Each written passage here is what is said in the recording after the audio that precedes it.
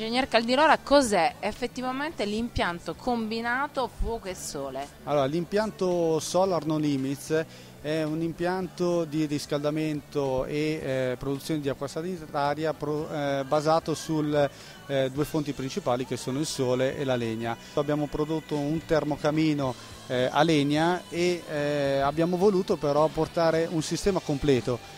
Questo sistema è basato appunto sull'energia solare con dei pannelli solari termici a tubi sottovuoto di nostra produzione, un bollitore d'accumulo e un modulo idraulico con all'interno già tutte le regolazioni sia elettroniche che tutti i collegamenti idraulici.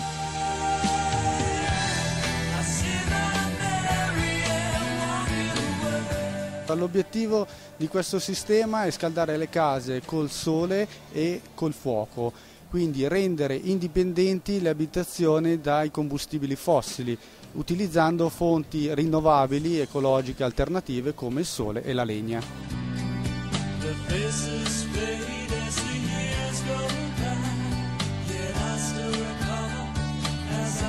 Questo è un termocamino con un vetro saliscendi elettrico con delle prestazioni molto elevate, si prestano per qualsiasi tipo di abitazione e poi possono essere rivestiti con svariati materiali, da cornici in marmo classiche, moderne, rivestimenti in ceramica, rivestimenti rustici in pietra, si può fare di tutto e di più.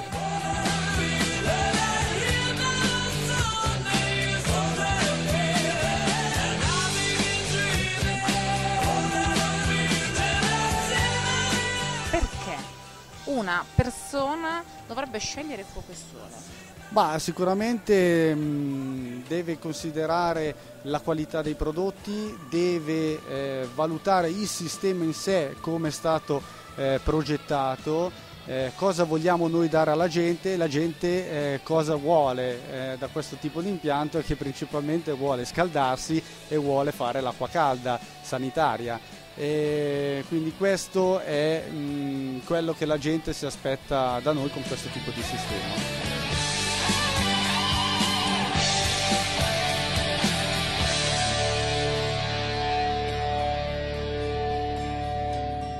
Il nostro sito internet, che è fuocoesole.it, dove abbiamo una sezione dedicata al sistema Solar No Limits. Lì ci sono tutti i dettagli, dal catalogo agli schemi tecnici, che può scaricare. Eventualmente, se vuole ulteriori chiarimenti, chiama e noi siamo sempre a disposizione.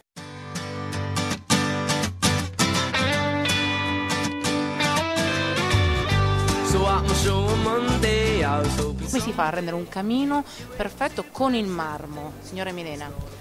Innanzitutto ci vuole tanta esperienza e dopo soprattutto una squadra, diciamo, di persone che lavorano con passione e che quindi portano a sviluppare un progetto che sia adeguato per il tipo di camino che si vuole costruire.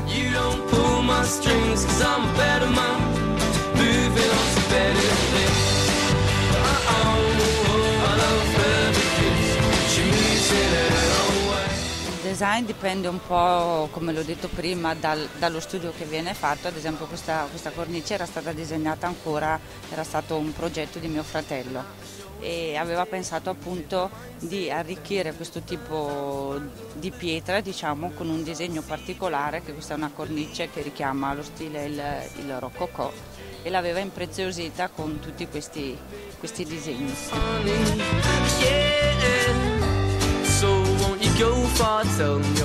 Qual è la cosa più particolare che le è capitata di fare dal punto di vista del suo lavoro? Avevamo studiato le iniziali da mettere appunto davanti nella cornice.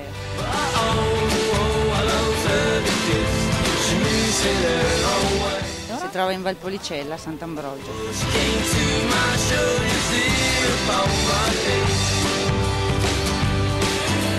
www.savoiamariepietro.it